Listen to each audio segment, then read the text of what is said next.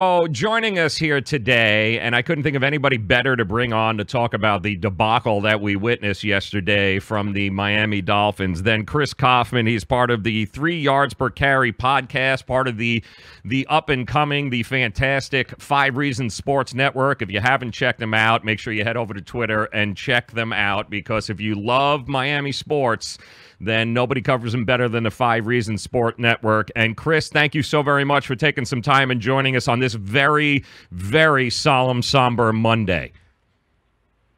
Yeah, this is not Victory Monday. This is Dismal Monday. All right, well, thanks for having me. Not a problem. Let me start off by saying this first and foremost there, Chris. As bad as it was for the Dolphins yesterday, and it was bad, at least you didn't have Jeff Fisher calling your broadcast like we Jet fans had, okay? Because you want to talk about watching paint dry.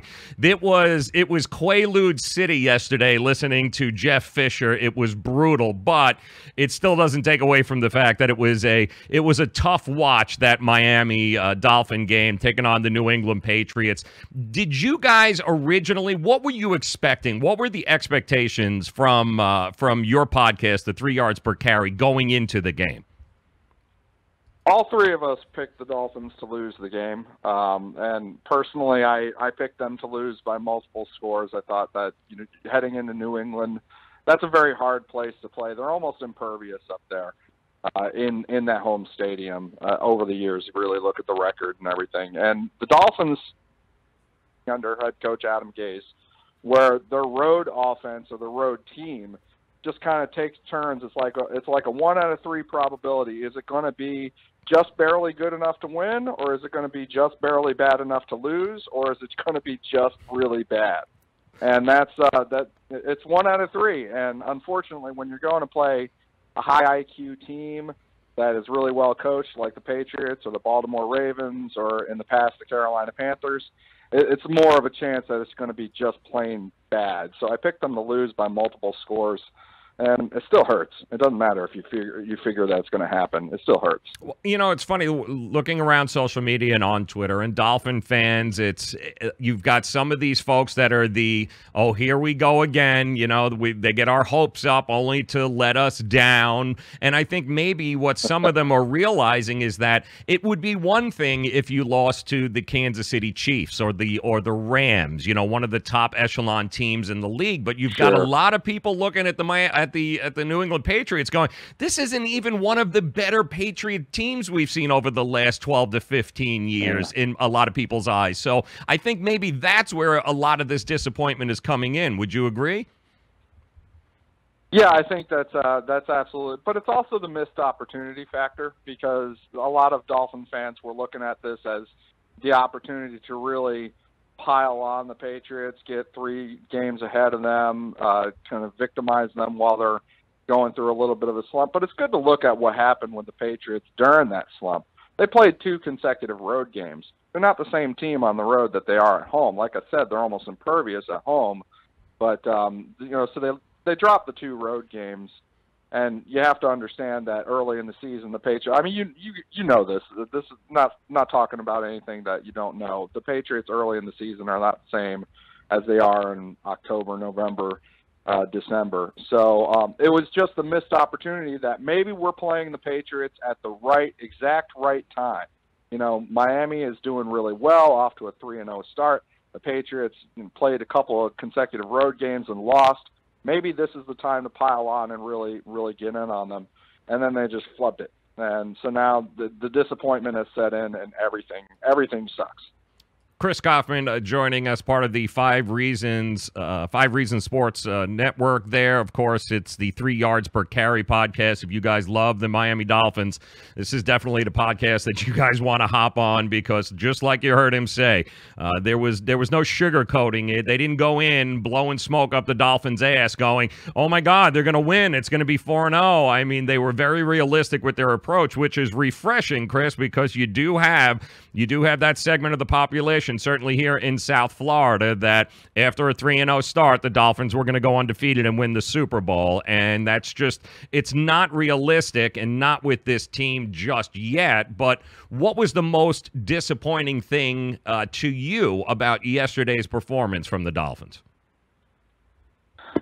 Well, I mean, when you lose 38-7, there's so much that is disappointing. But what's disappointing to me is that the Dolphins weren't ready to match sort of the Patriots' high IQ approach to the game and the way that they sub their personnel in and out, particularly on defense. You know, they overuse dime defense or 6 defensive backs a little bit. They even go into 7 defensive backs in certain situations. They use down distance, clock, field position, stuff like that as like a 12th defender. And the Miami offense just didn't cope with it. And so there's the one thing of them not actually being able to beat it, and that's bad enough. But the other thing is Miami doesn't do that themselves. Just like a lot of teams in the league, they don't have the same approach that the Patriots do. But it's really disappointing when you get it kind of rubbed your noses in it like that, because they're clearly doing things that you're not. Amen to that, and they've done it year after year after year. What do you make of the lack? I wouldn't even say lack of a running game, because you actually have to try to run the ball in order to have a running game. And it seems as if the running the ball, Kenyon Drake, they were all afterthoughts and just abandoned it altogether in the beginning of that game. What's going on with the running game with the Miami Dolphins? Well, I think the Dolphins are trying to look at the running game a little bit outside of the box. And it's not just Frank Gore and not just Kenyon Drake taking the handoffs. It's also Albert Wilson. It's also Jakeem Grant on these end arounds. It's also Ryan Tannehill on the zone reads. They've made a lot of yardage that way. Some of it kind of technically goes down as a pass because it's that little forward flip, garbage that you see in college. It always goes down as a completed pass, even though it's like 6 inches. But yeah, they view it. They view it outside the box, so they're trying to run the ball in a lot of different ways, and they've been really successful in the first 3 games doing that, even though against the Raiders, it didn't look like classic Frank Gore and Kenyon Drake getting a bunch of yardage. But in this game, I think it was just the scoreboard and the penalties and, the various snags that caused them to lose yardage, put them in a certain situation where they're just like, well, we can't run the ball at this point anymore. We have to try and open it up and pass it. The Patriots were doing a really fantastic job playing situational on defense, I think. It was just like I said, they used the down and distance and situation as a 12th defender so that they could overplay certain things, and the Dolphins just weren't up for it. Chris Kaufman joining us, 3 Yards Per Carry podcast, part of the 5 Reasons Sports Network. What about give me one positive, because we could sit here all day long picking this apart. But were there any positives that you witnessed yesterday that you say, hey, listen, we can build off of this? Well, I think that if you look at the tape, you do see that some of the receivers were actually getting open a lot, and if they could have. The interior line, especially once the center got hurt and they had to go with backup at center, and as well as they have already got a backup at left guard, the interior line was kind of caving a little bit. But some of those receivers were open on offense. And then on defense, they got positive performances by some of the defensive line players, particularly Cameron Wake. You look at some of the defensive tackles they had. They pulled up a kid, Jonathan Woodard, from the practice squad, who was lights out in the preseason, and he came in the game and was lights out in the game. He's the guy that replaced William Hayes, so that's a positive. But, I mean, when you play 81 plays on defense or something like that, I mean, you're going to let up points. You're going to let up a whole lot of points because that's just too many plays. It's like a college game.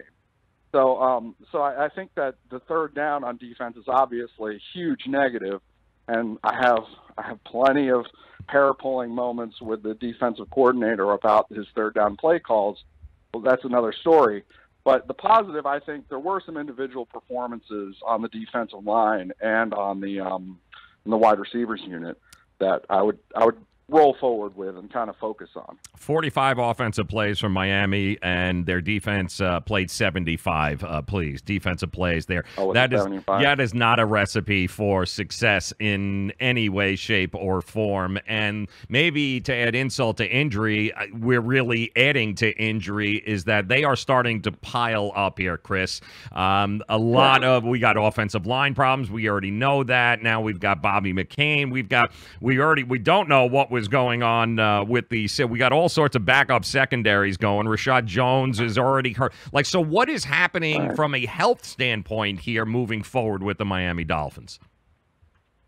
Well, the big disappointment, I think, is still I go to the offensive line because this isn't the plan. The plan was Josh Sitton at left guard, Daniel Kilgore at center, with you can deal with Jesse Davis at right guard and then have a strong tackle unit with Jawan James and Laramie Tunsil. Now, all of a sudden, Sitton's out for the whole year. Kilgore goes out after, I think, something like 12 snaps or 16 snaps, something like that. And so you're playing the whole game with Travis Swanson and Ted Larson. That's not the plan. And unfortunately, it takes its toll on a lot of these plays that we're talking about. So that's the big one to me. If I'm looking at the secondary, going without Rashad Jones is interesting. But, it's not that they're fumbling around looking for answers. It's that they have a rookie in Minkah Fitzpatrick, and they have to figure out where he can play best, where he can do the most damage, really, because he's actually really good. So he's played a lot of slot corner this year because that's really the position that made him famous at Alabama. And so to keep him at slot corner, they would have to bring in somebody like, Maurice Smith to play safety behind him in the nickel package. And you can get a little dicey on that. Or you can move Minkah Fitzpatrick back to free safety to replace Rashad Jones, and then you got an extra corner coming on the field. They kind of go back and forth between those. And sometimes it's working, sometimes it's really not. What is the mood from Adam Gase so far today? Chris Kaufman joining us, 3 yards per carry podcast, part of the 5 Reasons Sports Network. Adam Gase, does he take a lot of this? Does he shoulder a lot of the blame when he usually has situations like this? Certainly in the past, they've actually done well, at least at home, coming off of major blowouts under Adam Gase. But they're not going to be at home this week; they're on the road to Cincinnati. So, is Adam Gase's mood? Is it kind of we got to forget it? I got to do a better job, or is he sort of looking in one direction or another right now?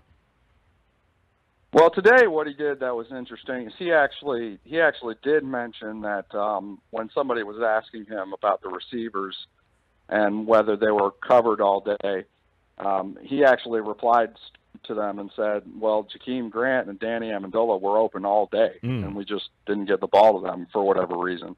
So that almost seemed like he was putting a little bit of the blame on Ryan Tannehill at quarterback.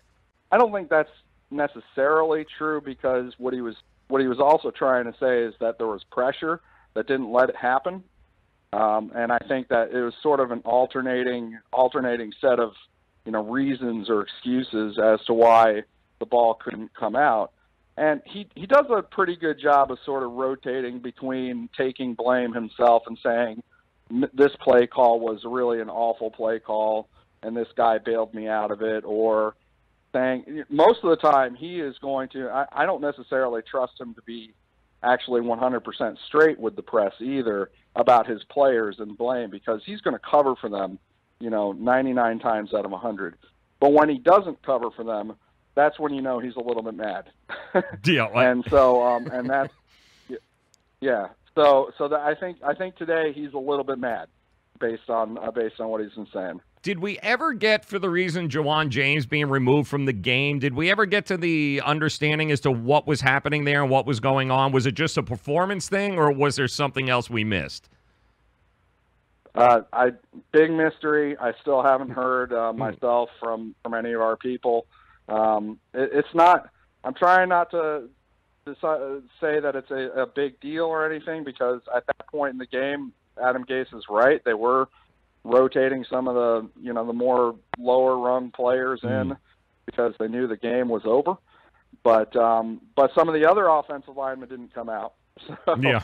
So that's the big mystery. I'm not really sure. I know that Adam Gase has had some frustrations with Juwan going back to 2016. Oh, did we lose? Oh, I think we lost him over there, but that's all right. We'll get him back. Chris Kaufman at CK Parrott. He's part of the 5 Reasons Sports Network. If you guys haven't checked him out, make sure you check him out. The podcast is 3 yards per carry, and I can tell you right now, if you love the Miami Dolphins, there is absolutely no better podcast in the world that covers the Dolphins and Miami sports, for that matter, better than the 3 yards per carry podcast, and of course the other great shows that are part of the 5 Reasons Sports Network. And I think we've got Chris back joining us at CK Parrott on Twitter is where you can reach him. And the bottom line is, at that particular point in the game, when we last spoke to you there, Chris, was Juwan James still a mystery, but it wasn't as if they weren't rotating other guys in and out at that particular point anyway. So maybe we shouldn't look too much into it. No, I agree. I agree. It's probably nothing, but it's something that we're going to be asking about. A lot. Yeah, exactly. All right, moving forward, you got Cincinnati on the road this week here. Cincinnati coming off an amazing game in Atlanta, taking on the Falcons, beating them with a last-second play. So they've got their work cut out for them on the road, heading to Cincinnati, too.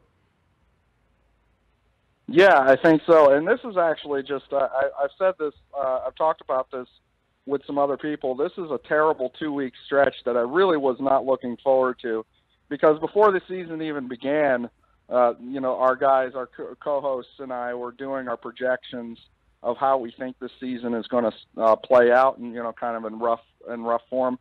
And I thought really a 3-0 start was on the horizon against the Titans and the Jets and the Raiders. But then 2 consecutive losses were also on the horizon against the Patriots and the Bengals. And I was not looking forward to the mood that was going to take hold when that happened, because I know that, we as Dolphin fans and our media and everybody, we tend to get really, really pessimistic during those periods of losses. And I think we've got 2 in a row happening. As I said, the Dolphins are not a great road team under head coach Adam Gase. So I don't think that this one's in the cards for them either. Chris Kaufman joining us. All right, Chris, one final question before I let you go here. All right, better chance of happening here, the Miami Dolphins making the playoffs or Jimmy Butler playing for the Miami Heat? Go. Miami Dolphins making the playoffs. I love it. All right, Chris, tell for those that don't know and maybe just joining us here, talk to us a little bit about the 3 yards per carry podcast and what you guys do and how people can get in touch with you, all that good stuff. Yeah, sure. 3 yards per carry is myself, Chris Kaufman, along with Simon Clancy and Alf Artiaga. You can find us at 3 yards per carry on Twitter. Myself, I'm at CK Parrott. Simon is at Cy Clancy. You can find any of us. Follow us on Twitter. We put out a lot of information on the podcast. We try to get, obviously, as you can probably tell from this interview, a little bit more in-depth and a little bit more intelligent discussion of what's really going on with the X's and O's and substitutions and all that. And that's what we try to do. That's where we're coming from. And we also try not to, blow sunshine up your what Yep. either. We try to be realistic and tell you what's really going on with the team. So we'd love you to listen. We release twice a week during the season on Tuesdays and Thursdays, and you can find it. It's 3 yards per carry. You can find it on iTunes. You can find it on just about any of your podcast providers. So take a listen. Yeah, perfect. Chris Kaufman at CK Parrott on the screen there, 3 yards per carry, all part of the amazing Miami Sports On Demand, the 5 Reasons Sports Network. Make sure you check them out if you love Miami sports. There is no better place to go get all the information you need about your favorite Miami teams than the 5 Reasons Sports Network. Chris, I thank you so very much for taking a few minutes out of your day, man, hanging out with us. Yeah, thank you. I look forward to doing it again, man. Best of luck to the Dolphins. Go Dolphins, and best of luck with the podcast. Man, thanks for stopping by. Thanks a lot for having me. It's been fun.